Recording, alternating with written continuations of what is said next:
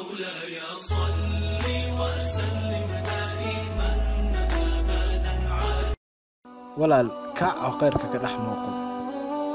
waa shantii subaxnimo, gacantaaduna ma awooddo inay damiso dhawaaqa saacadda ka hor inta codadka madaxaada ka guuxayaan aanay ku oran weli waa xilli hore.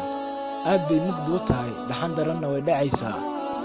mana wacna inaad ka toosto guugashaa ku jiifto.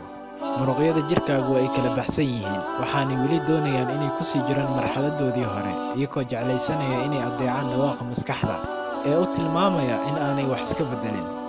go'aanka ugu weyn ee markaas maskaxdaadu kuu sheegaysaa waa inaad alarmiga saacadda iska damisaa, isla markaana aad ku noqotid hurdadii wakhtigeedii dhammaaday. waa tii Soomaalida hore u tiri ninkii seexdaa sidiis dibi dhalay.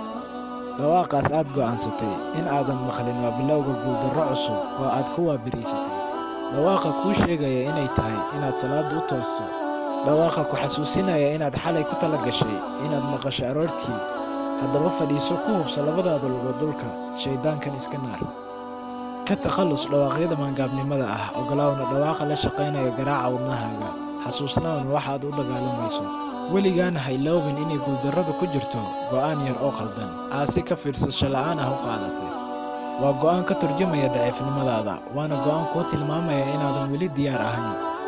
balse sawiro imise sano ka hor ayaa lagu lahay waxaa tahay mustaqbalka berrito. maanta ayaa berritadii la joogaa. maanta ayaa lagaaga baahan yahay inaad awooddaada, maskaxdaada, aqoontaada iyo dhallinyarnimadaada ugu faa'iidaysa naftaada, diintaada, dadkaaga iyo dalkaaga. waxaad tahay libaax, raxan libaaxyo ah ku dhex jira.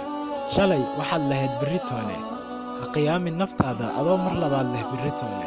noloshu way gaaban tahay, adduunkana sidaad moodo wuu ka jilicsan yahay. wuxuu kaaga baahan yahay inaad kartidaada isticmaasho, isla markaana aad ka dhigato naqshadda aad adigu rabto. haddaba hadda go'aanso, sababtoo ay qadarku qofna ma sugo.